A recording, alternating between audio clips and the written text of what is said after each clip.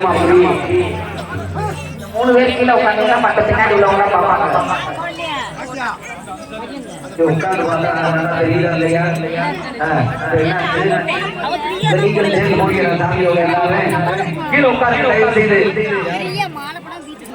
சாமியோட சேர்ந்து போய் எல்லாரும் போங்க, பின்னாடியே போங்க, அப்படியே போயிட்டு வாங்க, போங்க. கீழே உட்காந்து பாருங்கம்மா, எல்லாரும் வாங்கலாக்கா கேட்க மாட்டேங்கிறீங்க. சாமி அழைக்கலாம், நான் உங்களுக்கு சொல்லிட்டே இருக்கவா ஐயா தானா முளச்சலிக்கும் அழகு தகுதியாங்க ராமலிங்க ஐயா